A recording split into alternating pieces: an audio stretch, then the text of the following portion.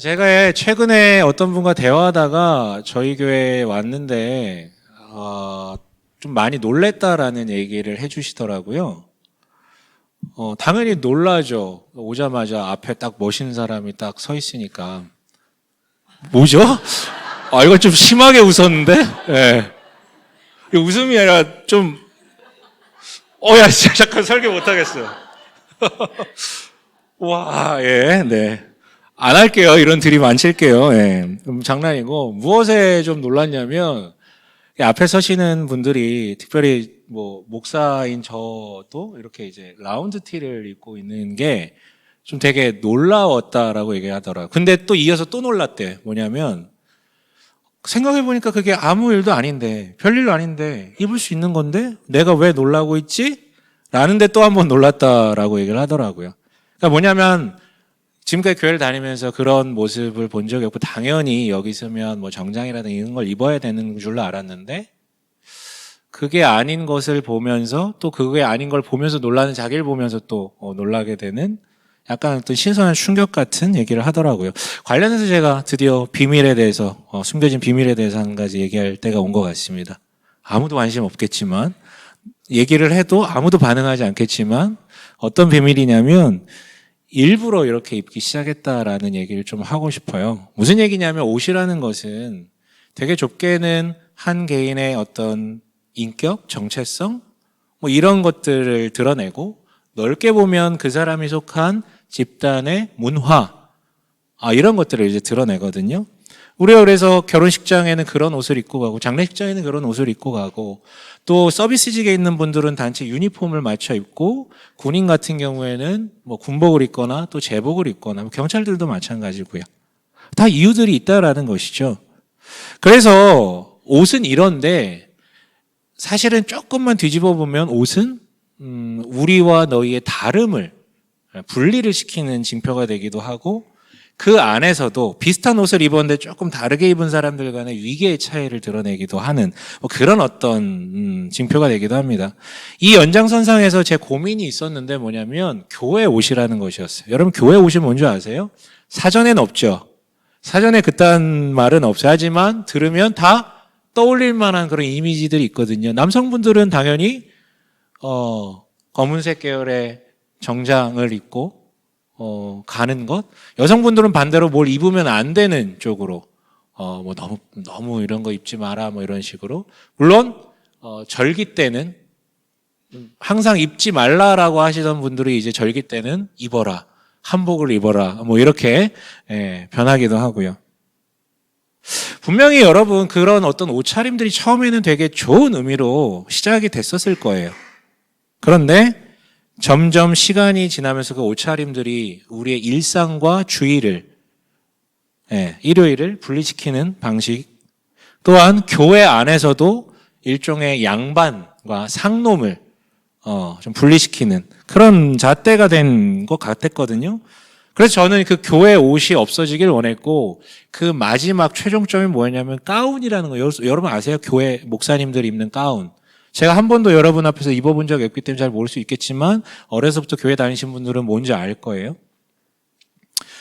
그래서 그 가운을 입지 않기로 제가 생각을 했거든요. 왜냐하면 저는 목사란 역할에 대한 분명한 확신이 있어요.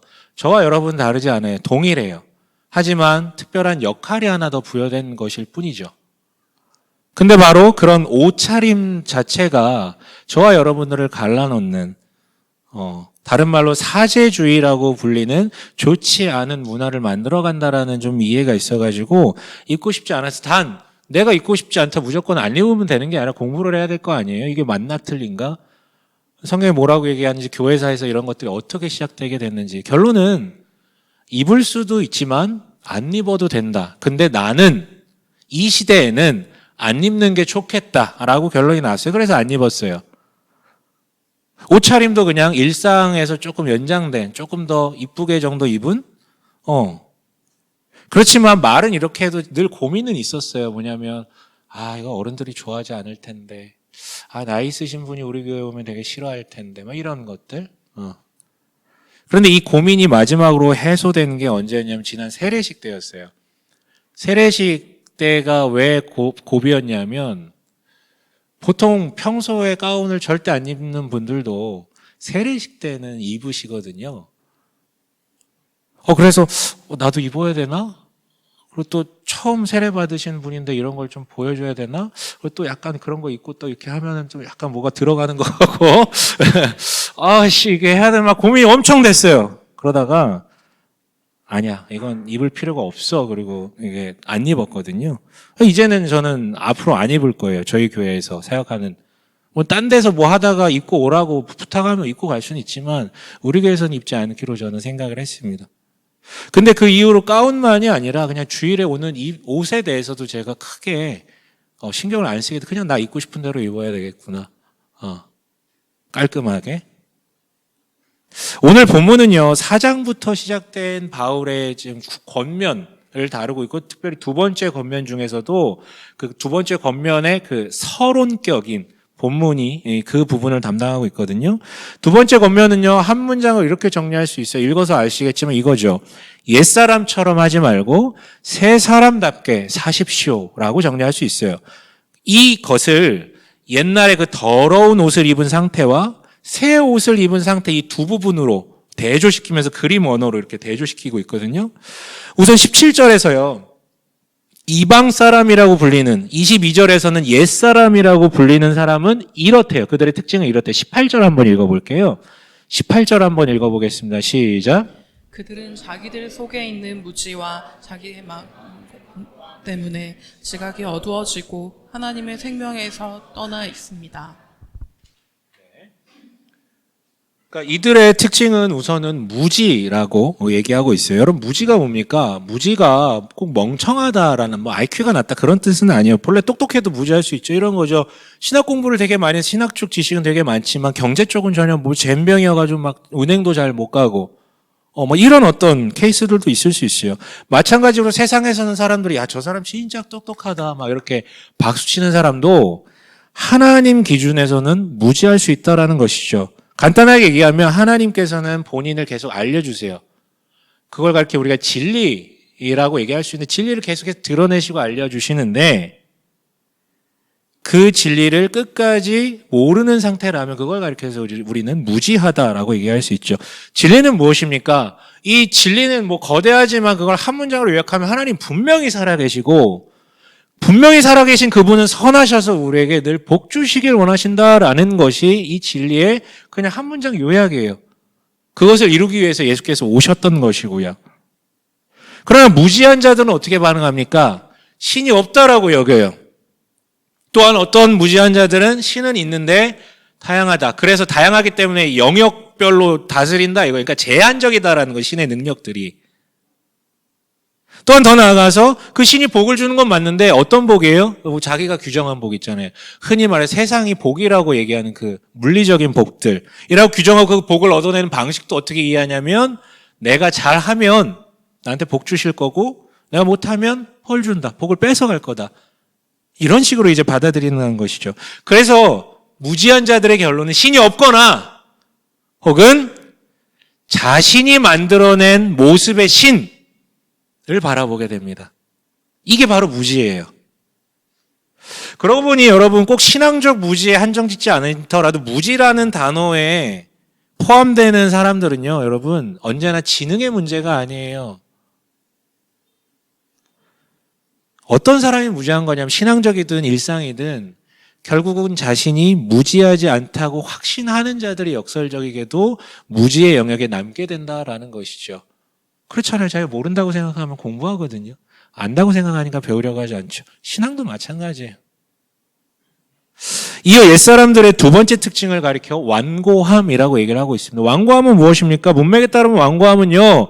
앞에 나온 그 무지, 즉 알긴 알아. 그러니까 무지하진 않아. 알긴 알아. 알아. 근데 따르고자 하지 않아요. 굳이 그걸 따르고자 하지 않다라는 것이죠. 완고함하면 성경에 독보적인 교보제가 한 명 등장하는데요. 출애굽기에 등장하는 바로라는 인물이에요. 파라오라고 불리는 인물. 물론 거기는 완고라고 번역하지 않고 강팍함이라고 이제 번역하는 계속 강팍하다라고 나오거든요. 그게 완고함이에요. 여러분 파라오는요. 하나님의 살아계심과 그 초월적인 능력을 알았어요. 10가지 재앙을 두드려 맞고 그 재앙을 일으킨 주범이잖아요. 자기가 책임자였잖아요. 다 알아요. 다 봤어요. 하지만 노예된 그 히브리인들을 해방시키라는 하나님의 명령에 대해서는 끝까지 거부합니다. 왜요? 왜 하나님의 살아계심과 초월적 능력을 알매도 불구하고 끝까지 따르려 하지 않았죠? 핵심은 하나예요. 왜냐하면 자기가 신이었기 때문에. 이 말이 뭐냐면 제가 수사적으로 표현하는 게 아니에요. 진짜 이 고대 이집트 사회에서는 파라오, 그 황제의 가문은 태양의 아들로서 그냥 진짜 신이었어요. 이집트 신화가 그거를 뒷받침하고 있었었고, 그래서 이집트의 모든 백성들은 그 파라오를 진짜 신의 아들, 신적 존재라고 아예 다른 존재로 여겼었거든요. 그리고 이집트 사회는 그 신화에 의해서 움직였어요. 그러니까 파라오는 신이어야 돼요. 그런데 만약에 이 신인 파라오가 이 노예, 히브리 노예들의 신에게 굴복하게 된다면 모든 게 다 뒤집혀지는 거야. 자신이 기분 나쁜 정도 이런 개념이 아니라 이 대제국 이집트의 통치자로서 그 통치의 가장 기반을 닦는 그 사상적 기초가 다 무너져 버리게 되는 것이죠. 자기가 신이 아님을 얘기하는 순간. 네, 그걸 토대로 이 이집트라는 대제국의 피라미드 구조가 세워진 건데 그걸 부정할 수가 없는 거예요. 자신의 신적 정체성을 포기할 수 없죠. 그래서 따르지 않는 거예요. 알지만 따르지 않는, 이게 바로 완고함입니다. 그러고 보면 여러분, 우리 주변에도 완고한 사람들은 참 많아요. 수많은 은혜를 경험하고 심지어 어떤 체험들까지도 경험했지만 하나님을, 그래서 뭔지, 하나님 어떤 분이신지 뭘 원하시는지도 알지만 그 하나님이 얘기하신 바대로 따르는 순간 내가 쌓아놓은 이 피라미드들이 다 무너질 수 있다는 그 두려움 때문에 아는데, 옳은 게 뭔지 아는데 안 따라가요. 완고함이죠. 그렇다면 여러분, 완고함은 뭐 하나님의 일하심 직접적으로 본 사람, 교회 다니는 사람들에게만 해당되는 건가요? 아니요. 완고함은 모든 인간에게 해당되는 거예요. 로마서에 따르면요. 비그리스도인들도 해당돼요. 왜냐하면 로마서에 따르면 이렇게 말씀하시죠. 하나님은 누구도 변명하지 못하게 다양한 채널로 사람들에게 진리에 대해서 알려주셨다라고 얘기해요. 크게 두 가지가 있는데요. 뭐 다양하게 크게 두 가지는 뭐냐면 우선은 이 내면, 양심이라는 게 있잖아요. 양심의 소리를 통해서 도대체 무엇이 옳은지 진리를 향해 나아가게끔 계속해서 감동을 주신다라는 것이죠. 안 믿는 사람일지라도. 또한 이 자연 만물 있죠. 이런 계시 이런 거 안 봐도 하나님의 창조물인 자연 만물을 지그시 쳐다만 보고 있어도 창조주의 숨결을 느낄 수 있고 어떤 것을 원하시는지 다 알 수 있다라는 거예요. 추적하다 보면 하나님께도 도달할 수 있고요. 그러니까 자연 만물만 관조하더라도 지그시, 아니면 내 내면에서 일어나는 그 양심의 소리만 관상하더라도 누구라도 그분을 인식하고 나아갈 수 있는 것들이 다 주어졌다라는 거예요. 그래서 여러분, 인간이라면 교회를 다니든 안 다니든 다 진리와 어느 정도는 연결돼 있어요. 단 자기가 신이라는 정체성을 내려놓기 싫기 때문에, 그 피라미드를 무너뜨리고 싶지 않기 때문에 따르고 싶지 않아 가지 않을 뿐이죠. 그렇다면 여러분, 이와 같은 특징을 지닌 이방 사람, 즉 옛사람이라는 이의 결국은 어떻게 됩니까? 뭐라고 얘기하고 있습니까? 18절에서요. 지각이 어두워지고 하나님의 생명에서 떠나 있습니다라고 얘기를 하고 있어요. 예, 여러분, 하나님 계속 진리를 느낄 수 있게끔, 감각할 수 있게끔 제공하시는데 계속 무시하다 보니까 진리를 느낄 수 있는 영적 감각이 점점 퇴화되는 거예요. 이 악순환 가운데 마지막에는 결국 영적인 무감각의 지경에 이르게 되는 것이죠. 그래서 하나님의 생명에서 떠나버린, 즉 생명의 빛을 전혀 감각할 수 없는 상태가 돼버려서 스스로 어둠 가운데 갇혀버린 상태, 이걸 다른 곳에서는 지옥이라고 얘기를 하는 것이죠.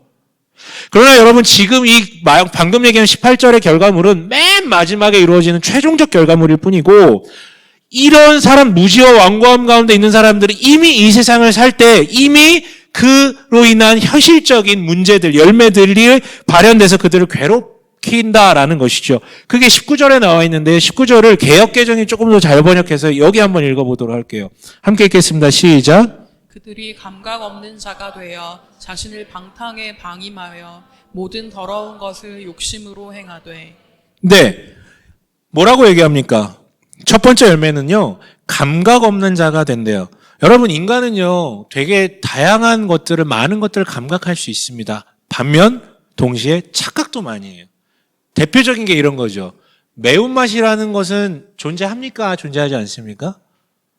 매운맛이라는 것은요, 미각에 속하지 않아요. 그런 맛은 없어요. 그럼 우리가 느끼는 그건 뭐죠? 그건 혀의 통각. 아, 아파. 아파. 이거예요. 매운맛은 없어요. 그리고 여러분, 하나님께서 통각, 즉 아픔을, 고통을 느끼게 하신 이유는 뭘까요? 우리 몸에. 그거 위험해. 그거 하지 마. 너 그러다 죽어.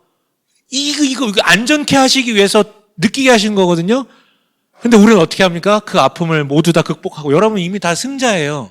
다 이기고 계시잖아요. 그 아픔을 계속 넣어. 아이고 맛있어 하면서 계속 넣어. 아니 이게 혀가 울부짖고 있다니까. 그만해. 이거 위험해. 계속 넣어. 결론 어떻게 되는 거예요? 위장병 걸리는 거지 뭐. 네. 역류성은 식도염약 맨날 먹고, 장염약 맨날 먹고, 위장약 맨날 먹고, 그 다음에 괜찮아지면 또 마라탕 먹고 하잖아요, 우리. 네. 매운맛에 무감각해지다 보니까 문제가 생기는 거죠. 그러고 보면 여러분, 아픔을 느낀다라는 것이 꼭 나쁜 게 아닌다라는 말이죠. 그렇다면 정서적 아픔도 마찬가지예요. 우리 현대인들이 이게 정서적 아픔을 자주 호소하잖아요. 그럼 사람들이 되게 나약하게 볼 때가 있어요. 근데 그게 아니라 어쩌면 여전히 그가 마음에 감각이 남아있다라는, 살아있다라는 증거일 수 있거든요.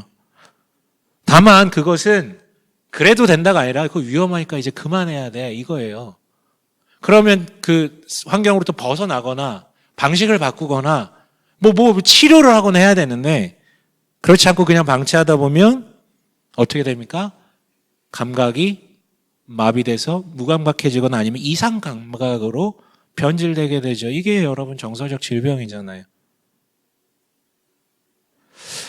그래서인지 성경이요, 이 무감각함에 대해서 되게 주목하고 있는데, 대표적인 게 뭐냐면, 여러분 문둥병이라는 단어를 옛날 성경 보신 분들은 많이 접하셨어요. 구약에 되게 많이 나와요. 신약에도 많이 나와요. 유달리 병들이 진짜 많은데 항상 부정의 상징으로 늘 그 요즘은 한센병이라고 부르는 그 병에 대해서 언급을 해요. 왜 그럴까요? 이유가 이게 확실하지는 않을 수 있겠지만 제가 생각할 땐 그래요. 한센병 환자들이 이런 거거든요. 몸의 감각이 다 사라져요. 그런데 피부병이라서 특별히 이렇게 몸에 튀어나온 데 있잖아요. 이런 데가 어디 이렇게 다쳐. 그럼 이게 썩어 들어가. 괴사돼. 떨어져. 근데 몰라. 감각이 없으니까. 이게 지금 한센병이라는 질병의 문제거든요. 근데 성경이 유달리 이 병에 대해서 많이 언급하는 것은 아마 이런 무감각함, 영적인 무감각함에 대해서 경종을 울리기 위함이 아닐까라는 추측을 해요. 그런데 바로 이 옛사람이라고 불리는 이들의 현실이, 그들의 삶이 그렇다라는 걸 무감각하다는 거예요. 그래서 똥인지 된장인지 전혀 몰라요. 그런데 세상이 똥을 가리켜서 저건 된장이야, 되게 맛있어 라고 주장하는데 쉽게 넘어가서 착각하면 계속 먹다 똥똥 오르는 거죠. 현실의 두 번째 문제는 뭐라고 설명하냐면, 자신을 방탕에 방임하여 라고 얘기하고 있어요. 영적으로 무감각해진 이들, 정사가 마비된 이들에게 가장 즉각적으로 드러나는 것은 바로 이 몸이에요. 바로 보이잖아. 마음의 문제는 그렇게 쉽게 막 왔다 갔다 할 수 없죠. 이 몸은 그렇거든요. 그리고 거기에서 특별히 즉각적으로 이루어진 게 쾌락의 문제잖아요. 그러니까 식욕이나 수면욕이나 성욕 같은 것들. 과도한 음식이나 과도한 잠은 아시듯이 이건 성향의 문제랑 조금 별개로 정서적 문제랑 연동된 것들이 많아요. 아니면 아예 안 먹거나 잠을 못 자거나, 이것도 마찬가지고요. 그러니까 마음이 허해서 많이 먹고, 삶에 의지가 없을 때 깨어나기 싫어서 잠을 길게 자고, 반대도 마찬가지고요. 그런데요, 이 방탕이라는 말은요, 특별히 그냥 뭐 방탕하다 이거랑 조금 별개로 성경에서 이 단어는요, 일반적으로 성과 관련된 것들, 그 문맥에서 주로 쓰이는 단어거든요. 그리고 여러분, 성욕은 앞서 우리가 나눴던 식욕이나 수면욕이랑은 조금 달라요. 성욕은요, 앞에 것들보다 훨씬 쾌감을 크게 주고요. 무엇보다도 더 큰 다름은 수면욕과 식욕은 자기의 문제거든요. 근데 성은 파트너가 있다라는 거죠. 타인, 다른 인격과의 관계 속에서 이루어진다라는 거예요. 그럼 성이라는 건 사실 굉장히 위대한 감각입니다. 진짜 위대한 감각이에요. 하나님께서 여러분 삼위 하나님이 완전히 한 몸 일체가 되듯이 그분은 우리도 완전히 한 몸 이루기를 원하셨어요. 그리고 즉각적으로 이 하나됨을 느껴볼 수 있는, 이 하나됨이 무엇인지 자각할 수 있는 타이밍, 자리로 주셨던 게 바로 성이라는 거였어요. 그래서 그것을 느낌으로 서로의 하나됨이라는 게 몸이 하나됨을 넘어서 인격이 서로 하나됨이 얼마나 대단한 것인지를 소망하게 되고, 더 나아가서 또 하나님과 하나 된다는 건 도대체 뭐야? 얼마나 대단한 거야? 이런 것을 깨닫게 하시기 위해서 우리에게 주신 장치라는 것이죠. 소망할 수 있게끔요. 그러나 방탕은 그 고귀한 성을 그 전에 쾌락의 도구로 만들어 소위 말해 그저 약을 빠는 그 정도 수준으로 전락시켜버려요. 심지어는 하나됨이 아니라 그 하나 되려고 있는 그 이성을, 타인의 인격을 짓밟는 방식이 되어버리죠. 진짜 안타까운 거예요. 가장 고귀한 감각으로 주신 게 어찌 보면 가장 저급한 착각이 돼버린 거. 그리고 늘 그렇지만 가장 고귀한 가치들이 변질됐을 때 가장 추잡한 방식으로 드러납니다. 언제나 그래요. 특히 사랑이 그렇죠. 가장 고귀한 건데 변질됐을 때 가장 추잡스럽게 사람을 악으로 밀어넣는 가치가 되는 거예요. 세 번째 문제는요. 모든 더러운 것을 욕심으로 행하되라고 되어 있어요. 방금 특별히 성에 대해서 얘기했지만 성 외에도 문제적 열매들은, 행동으로 드러나는 것들은 되게 다양해요. 기본적으로 우리의 욕구와 연관이 되어 있는 거고요. 자기의 욕구와 더 매칭이 되어 있는 방식의 문제들이 이제 드러나게 되거든요. 근데 늘 말씀드리지만 욕구라는 것은 잘못된 게 아니라 하나님께서 지으신 거예요. 하지만 자기를 하나님의 자리에 두는 순간, 자기를 신의 자리에 두는 순간, 자기를 중심에 두는 순간 그 욕구들은 욕망으로 변질돼서 자기를 무너뜨리게 만들고 타인을 해하게 만드는 것이지요. 그것을 가리켜서 바로 더러운 것이라, 특정 지을 수는 없지만 더러운 것이다라고 얘기하는 거예요. 사람마다 다르게 등장해 본인에게 더 강렬한 욕구와 결부돼서요. 그런데 여러분 지금까지는 옛사람에 대해서 얘기했다면 바울이 이번에는 뒤에서는 옛사람과 대조되는 새 옷을 입은 새 사람에 대해서 언급하거든요. 우리 20절, 21절 한번 읽어보도록 할게요. 20절과 21절입니다. 함께 읽겠습니다. 시작. 그러나 여러분은 그리스도를 그렇게 배우지는 않았습니다. 여러분이 예수 안에 있는 진리대로 그분에 관해서 듣고 또 그분 안에서 가르침을 받았으면. 네. 그러니까 한마디로 뭐냐면 무지하고 완고해져서 지각이 어두워져서 하나님의 생명에서 떠난 자가 아니라 너희들이 진리를 진짜 듣고 가르침을 받아서 그래서 아직 지각이 살아있고 하나님 생명 가운데 머문 자가 맞다면 이렇게 하라 라면서 세 가지 제안을 지금 제시하고 있는데요. 첫 번째는 22절이에요. 함께 읽어볼게요. 22절입니다. 시작. 여러분은 지난날의 생활 방식대로 허망한 욕정을 따라 살다가 썩어 없어질 그 옛사람을 벗어버리고. 그 한마디로 네가 예수 믿기 전에 정체성, 그 옛사람이라는 옷, 그 행실들을 다 벗어버리라는 것이죠. 그럼 이걸 벗어버리기 위해서는 우리의 시작점은 여기서부터 해야 돼요. 뭐냐면 벗기 전에 도대체 뭐가 옛날 옷이고 뭐가 새 옷인지에 대해 분별을 해야 될 거 아니에요. 그렇다면 분별하려면 또 뭐가 필요합니까? 기준이라는 게 필요해요. 그럼 기준을 어디서 오를 건데요? 대부분의 사람들이 여기서 문제가 생기는 거죠. 그 기준을 어디서 갖고 옵니까? 자기를 중심에 두고 이제 기준을 삼는 거예요.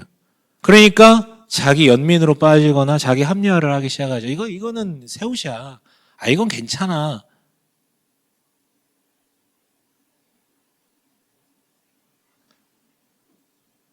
고로 여러분 우리에게는 객관적인 시각이 필요해요. 그런데 우리에게는 이미 절대적 기준이 주어졌어요. 이거 읽고 연구해야죠. 고민해야죠. 그런데 여러분 우리는 이걸 읽으면서도 또 어떻게 할 수 있습니까? 지 마음대로 해석할 수 있죠. 그래서 또 누가 있어요? 우리에게는 공동체가 주어져 있어요. 같이 고민하고 같이 쉐어링 하라는 거예요. 그리고 뜻을 분별하라고요. 그러니까 여러분 바울의 이 제안은, 새 사람이 되게 한 제안은 뭘 하라 하지 말라 이거 얘기하기 전에 먼저 옳고 그른지가 뭔지에 대해서 기준을 익히고 그 다음에 분별하고 그에 따라 행하면서 연습하라는 거예요. 근데 이게 순서가 반대가 되면 나가리가 되는데 보통 다들 순서가 반대로 돼요. 세 사람이다 그러면 너 이렇게 해, 저렇게 해 이 얘기부터 하거든요. 옷 그렇게 입지 마 이 얘기부터 하거든요. 두 번째 제안은요 23절에 드러나는데 함께 읽어볼까요? 시작. 마음의 영을 새롭게 하여. 네, 마음의 영을 새롭게 해요. 이 역시 여러분 스스로 마음을 잘 다스려라 뭐 이런 뜻이 아니고 간단히 말해 예수를 믿음으로 내 마음 안에 거하시게 된 영이 있어요. 이걸 가르쳐 성령이라고 우리가 표현을 하죠. 그 성령의 인도를 적극적으로 따르라는 게 바로 이 뜻이에요. 그러니까 여러분 우리가 새 옷을 입어서 새로운 감각을 익히기 시작하는데요. 이것이 내 것이 될 때까지 그 모든 과정을 주관하는 것은 내가 아니라 누구라는 거예요? 내 안에 계신 성령께서 그 감각에 익숙해지게끔 인도하세요. 그래서 보여주시고 들려주신단 말이에요. 유도하신다고요. 그 감각에 익숙해지게끔. 그렇다면 여러분 마음의 영을 새롭게 하기 위한 출발 역시도 뭘 하라 하지 말라 이전에 뭐냐면 내 마음에 정말 내가 예수를 믿음으로 불구하고 내가 당장 뭘 경험하지 못할지라도 예수를 믿음으로 말미암아 내 안에 성령께서 진짜로 함께 하신다라는 것에 대한 확신. 그렇다면 그 확신이 든다면 우리는 자연스럽게 요청하게 될 거예요. 하나님, 성령 하나님, 부디 나를 인도하소서. 성령께서 느끼게 하시는 것을 감각하게 하소서. 요청하게 될 거예요. 우리는 보통 이걸 가리켜서 그분에 대한 확신을 가지고 요청하고 대화하는 것을 가리켜 기도라고 얘기하죠. 여러분 내 안에 성령께서 정말 함께 하신다는 확신이 없으면 기도 안 나와요. 잘. 진짜 안 나옵니다. 당신 믿는 하나님이 저기만 계신 하나님이면 여러분 기도 안 돼요. 할 수가 없어요. 느껴지지가 않는데 너무 관계가 없는 분인데. 마지막 제안은 24절에 함께 읽어볼까요? 24절입니다. 시작. 하나님의 형상을 따라 참 의로움과 참 거룩함으로 지으심을 받은 새 사람을 입으십시오. 네, 하나님의 형상을 따라 새 사람을 입으십시오. 지금도 옷을 통해서 뭔가 많이 이제 알 수 있는 정보들이 있는데 고대 사회에서의 옷이라는 것은요. 진짜 보는 순간 저 사람의 민족, 인종, 뭐 종교, 계급, 성별 보자마자 알 수 있어요. 보자마자. 그러니까 옷을 통해서 그의 정체성이 제일 먼저 드러나고 인식할 수 있다는 것이죠. 그런데 새 옷을 입으라고 하시는 것은 결국 고대 사회의 경우처럼 신분이 고대 사회에서는 옷을 바꿔 입다라는 것이 신분을 뒤바뀜 당한다라는 뜻이거든요. 그래서 주님께서 새 옷을 입어라 라고 얘기하시는 것은 너 딴 사람이 돼 이 뜻이 아니라 너에게 이미 신분을 바꿔줬어. 옷을 입혀줬어. 그것을 받아들여라 이 뜻인 거예요. 그러니까 이 제안 역시도 마찬가지죠. 이래라 저래라가 아니라 똑바로 살아라 그렇게 하지 말아라가 아니라 주님께서 이미 너에게 주신 그 새로운 옷, 그 새로운 신분을 재확신하라는 뜻이에요. 다른 말로 믿음을 분명히 하라고. 도대체 넌 누구니? 넌 누구니? 네가 부름받은 자임을 확실히 하라고요. 자, 제가 지금까지 옛사람과 새사람의 대조를 충분히 나눴어요. 그런데 여기서 본질적인 질문 하나 던져볼 필요가 있을 것 같아요. 도대체 바울은 왜 이렇게 강력하게 심지어 두 정체성을 대조시키면서 이런 권면과 이런 제안들을 하고 있을까요? 간단해요. 에베소 교인들의 현재 때문이에요. 여러분 이 바울이 편지를 쓰는 이 당시는 인간이 만들어낸 최고의 문명이라고 찬사받는 고대 문명 속에서 로마 제국, 그 로마 제국 치하에 가장 최전선을 달리던 시기였어요. 가장 그 영광이 그득했을 때. 근데 장소가 어디예요? 때는 그런데 장소는 어디냐면 에베소. 에베소서 처음에 소개한 적이 있지만 그 로마 제국 안에서도 가장 로마적인, 즉 가장 세속화된 도시가 에베소였어요. 아데미 신전이라는 세계 5대 10대 불가사인가 거기 들어간 지금도 그 신전의 터가 아직도 있어요. 어마어마한 종교성을 갖고 있었었고요. 로마 황제를 숭배하기 위한 신전만 해도 5개인가 6개가 있었던 곳이었어요. 가장 세속화된, 가장 로마를 찬양하는, 가장 이방신을 찬양하는 곳. 그런데 아이러니하게 이런 에베소의 세속성 때문에 에베소 교인들이 처음에 예수를, 그 복음을 정말 기쁨으로 빨리 받아들이고 첫사랑이 엄청 누렸었어요. 왜냐하면 가장 극단적인 세속사회를 살다 보니까 더 빨리 허무함을 느끼게 되는 거예요. 이게 답이 아닌 것 같은데. 이렇게 사는 게 아닌 것 같은데. 처음엔 즐거웠는데 더 이상 기쁘지가 않아. 그렇게 쾌락적으로 사는 것이. 그러니까 이런 번민 가운데 있었는데 복음이 빡 하고 들어오니까 너무 급하게 빡 하고 반응하는 것이었죠. 첫사랑이 대단했대요, 에베소 교회인데.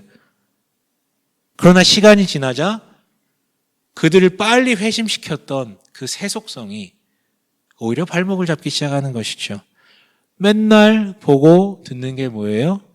그런 거니까. 그리고 예전에 그런 것들을 누렸던 경험이 없으면 모를까? 옛날에 누렸었거든. 돈으로 해봤거든. 그런 쾌락들 다 경험해봤거든. 근데 무의미하다고 생각해서 회심을 했는데 이런 거죠. 예수 믿는데 뭔가 좀 문제가 생겨. 결핍이 생겨. 손해가 나버려. 피곤해져. 그럼 옛날 생각만 나는 거야. 쉽게 돌아가는 것이죠. 그래서 지금 권면하고 있는 거예요. 그런데 이것이 여러분 로마 제국 시대의 에베소만의 문제일까요? 우리 모두의 문제 아닙니까? 여러분 우리도 마찬가지죠. 여러분 어디 살고 계십니까? 서울에 보통 서울 아니신 분들이 있으시면 서울에 많이 살고 계시잖아요. 물론 여기가 강남은 아니야 하지만 강남으로 출근하고 여기 합정으로 출근하고 여의도로 출근하고 종로로 출근하고 가서 뭐 합니까? 그런 거 보고 누리는 거잖아요. 놀러 가기도 하고. 근데 여러분 꼭 거기로 출근하거나 살거나 놀러 가지 않더라도 지금 우리 시대는 다 이거 하나로 대동단결 아닙니까? 에? 이거 하나로 다 대동단결이잖아요. 이거 보면서 우리는 강남에 살지 않지만 강남적 삶을 현재적으로 감각하면서 살아가요. 그래서 동일해요. 예수 믿다가 피곤해지거나 손해가 나면 너무 쉽게 옛사람으로 돌아가 버려요. 그게 우리의 현실이라는 것이죠. 그 에베소 사람들에게 바울이 이 두 가지를 비교하면서 그림 언어로 설명했듯이 저 역시도 여러분들에게 좀 단호하게 그림 언어로 권면드리고 싶어요. 이 속담 아시죠? 두 마리 토끼를 다 잡으려다가는 둘 다 놓쳐버린다고요. 되게 단순한 진리거든요. 여러분 물어볼게요. 여러분 이 중에서도 이거 가지고 고민하시는 분이 계실 수 있는데 자 워라벨이라는 것과 성공이라는 것 부와 명예 같은 성공이라는 것 이 두 마리 토끼는 여러분 동시에 잡을 수 있을까요? 없을까요? 있을까요? 없을까요? 이거 없어요. 이거는 에너지와 시간, 돈 같은 것들이 상충되는 조건이기 때문에 함께 잡을 수 있는 게 아니에요. 불가능해요. 때문에 여러분 만약에 워라벨이라는 토끼를 쫓아갔다면 내가 그쪽을 쫓아갔다면 우리는 타인의 그 성공이라든가 물리적인 누림을 보면서 부러워하면 안 되고 멍청한 짓이에요. 이미 이쪽을 쫓았으면 여유를 쫓았으면 그거 보고 부러워하면 안 되지. 자신 없으면 SNS 끊어야죠. 왜 맨날 그거 보면서 부러워합니까? 여러분 제가 지금 얘기하는 게 뭐가 옳고 그름을 얘기하는 게 아니라 그냥 두 마리 토끼에 대해서 비유하는 거예요. 반대로 성공을 추구한다면 내가 그쪽을 쫓기로 했다면 결심했다면 타인의 여유를 보면서 부러워하는 건 되게 웃긴 거예요. 여유를 충분히 누리면서 명예와 부라는 성공을 동시에 누리는 삶은 절대적으로 불가능합니다. 뭐 예외는 늘 있죠. 완벽한 초천재 아니면 만수르 집에서 태어나거나 방법이 없어요. 여러분 이런 거 말고는. 그런데도 굳이 둘 다를 잡으려 하다가는 둘 다 죽도 밥도 안 된다라는 걸 둘 다 놓치게 된다라는 거예요. 마찬가지입니다. 여러분. 하나님을 쫓는다. 즉 영원한 쉼이라는 그 안식을 주시는 하나님을 쫓는다면서 내게 그 물리적 성공이 없다고 한탄한다면 이게 지금 어폐가 있다라는 말이에요. 물론 여러분 하나님께서는 그런 물리적인 복에 대해서 거절하거나 부정하거나 그렇게 하시지는 않아요. 때로는 또 그걸 주시고요. 그러나 여러분 기억하셔야 돼요. 하나님을 쫓는 것과 그런 세상적 복은 사실상 인과관계가 명료하지가 않아요. 물론 성경을 보면 그런 얘기가 나와요. 특히 잠언 같은 데 보면 이렇게 여호와를 경외하는 것이 가장 큰 지혜인데 그렇게 지혜롭게 살다 보면 하나님께서 이렇게 부와 명예 이런 것들을 주신다고 얘기해요. 하지만 바로 뒤에 전도서를 보면 야, 꼭 그건 아니야. 꼭 그건 아니야. 하나님 아무리 잘 믿어도 꼭 그런 건 아니야. 그러니까 딴 생각하지 말고 지금 여기 오늘을 행복하게 지내. 이 얘기해줘요. 그러니까 뭔 얘기냐면 아예 연이 없다라고는 얘기할 수 없지만 완벽한 인과관계는 아니라는 거예요. 이게 하나님을 쫓았는데 세상적으로 잘 될 수도 있지만 안 될 수도 있어. 그게 노력의 문제일 수도 운의 문제일 수도 있고 하나님의 개입이 아닐 수 있다라는 거예요. 그러니까 서로 다른 방향으로 뛰어요. 이 두 마리 토끼는 하나님과 세상적 성공은. 근데 이 두 마리 토끼를 다 잡겠다고 발버둥 치다 보면 계속 이 내적 충돌만 일어나는 것이죠. 그리고 억지로 조화시키려다 보니까 무리수를 두게 되는 것이고요. 그런데 여러분 사실 그리스도인들 중에 되게 많습니다. 두 마리 토끼를 잡으려 하시는 분들이요. 말은 하나님이란 토끼를 잡는다고 하지만 실제적으로는 두 마리 토끼를 잡으려고 해요.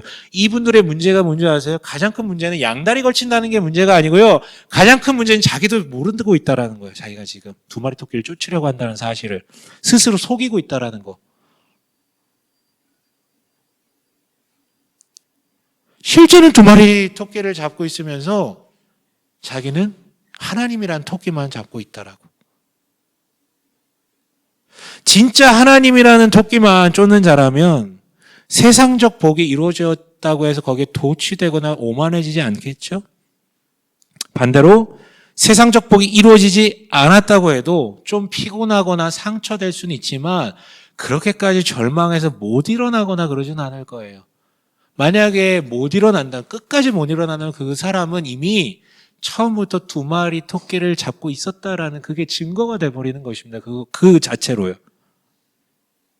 아니, 오히려 하나님께서는 일부러 그것을 보여주시면서 혹시 너 나를 쫓고 있다면서 사실은 두 개 다 쫓고 있었던 거 아니야? 라는, 스스로 속이고 있었던 건 아니야? 라는 질문을 하고 계신 것일 수도 있어요. 여러분, 최근에 저 역시 이와 비슷한 고민 가운데 좀 정리된 부분이 하나가 있어요. 가만 보니까 내가 서로 다른 두 마리 토끼, 다른 방향으로 가는 두 마리 토끼를 붙잡고 있으려고 했더라고요. 뭐냐면 저는 교회를 개척하면서 아까 그 가운, 옷 얘기했었잖아요. 그런 것과 비슷하게 여러 가지 조금 원칙, 철학 같은 것들을 좀 정한 게 있었어요. 나의 목회 철학은 뭘까? 뭐 다양하게 얘기할 수 있겠지만 결론의 핵심은 나는 숫자보다는 한 사람한테 주목하는 목회를 하고 싶다. 그게 결론이었어요. 이유는 여러 가지가 있죠. 우리 기성세대의 기독교 문화, 교회 문화라는 것의 병폐가 바로 그 대형화, 숫자, 이런 것에 거기에만 주목했기 때문에 이렇게 됐다라는 문제의식도 있었고, 성경을 읽어보면 당연히 하나님께서는 늘 한 사람 한 사람에게 집중하시면서 역사를 일으키셨거든요. 그렇게 정리가 됐어요. 나는 이렇게 가겠다. 근데 어느 순간부터 내적 충돌이 일어나요.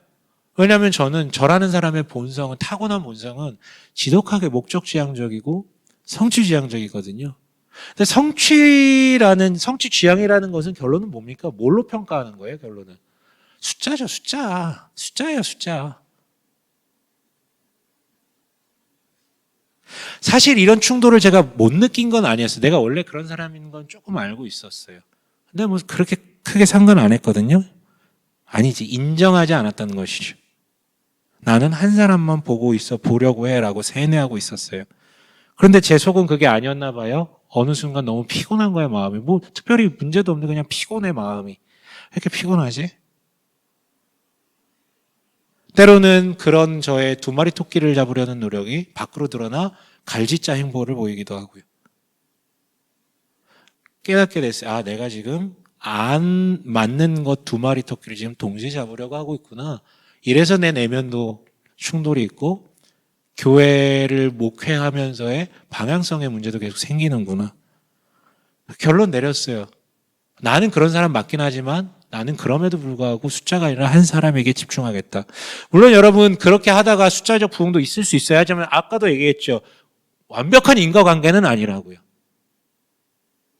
숫자가 많아지면 저 기쁠 수 있어요. 하지만 그게 꼭 아니. 그렇다면 여러분 여기서 갈릴 거예요. 뭐냐면 나중에 잘했는지 못했는지의 평가를 그 기준을 어디에 삼는가? 만약에 내가 숫자에 되었었다면 숫자로 평가를 하겠죠. 근데 내가 한 사람한테 주목하고 있었다면 한 사람 한 사람이 얼마나 회복되었는가, 신앙적으로 성장하였는가, 이게 잣대가 될 거예요. 나중에 평가할 때 보면 알아요. 그 사람이 어디에 지금 집중하고 있었는지. 말씀을 마칠게요. 여러분, 저는요, 제 메시지를 계속 들어오신 분은 알겠지만 저 흑백 논리로 얘기하는 건 너무 싫어합니다. 인생이라는 게 너무 다양하고 하나님이 일하신 방법도 너무 다양한데 어떻게 나는 그 사람도 아닌데 뭐 옳다 그르다를 어떻게 그렇게 쉽게 판단합니까? 지도 잘 모르면서 지도지를 잘 모르는데 칼로 무자르듯이 그렇게 단칼에 자를 수 있는 이슈는 그렇게 많지 않아요. 하지만 그럼에도 어떤 것들은 어쩔 수 없는 것들이 있어요. 서로 반대 방향으로 튀기 때문에. 여러분, 새 옷과 더러운 옛 옷의 관계가 그런 거예요. 두 개를 동시에 입을 수가 없어요. 뭐 이 얘기했다고 갑자기 또 레이어드는 뭡니까? 이딴 소리 하지 마시고 같이 입을 수가 없어요. 없어요. 토끼도 마찬가지죠. 두 마리 토끼를 반대 방향으로 뛰는 두 마리 토끼를 동시에 잡을 수 없어요. 선택을 해야 합니다. 분명한 건 두 마리 다 잡으려다가는 아무것도 되지 않는다라는 거. 저는요, 하나님 앞에 부끄러운 게 참 많아요. 제가 뭐 나쁜 짓을 많이 해서가 아니라 늘 그 어떤 죄송함이 있어요. 하지만 그럼에도 불구하고 부끄럽지 않은 것은 뭐냐면, 후회 없는 것은 뭐냐면, 저는 분명히 하나님이 어떤 분이시고 당신들에게 어떤 일을 하셨는지, 그래서 당신들이 누구인지 다 가르쳤어요. 저는 바르게 가르쳤다라는 것에 대해서는 물론 이것도 뭐 찔린 부분이 있을 수 있겠지만 그래도 후회는 없어요. 열심히 못한 부분에 대해서는 찔림이 있을 수 있겠지만 바르게는 가르친 것 같아요.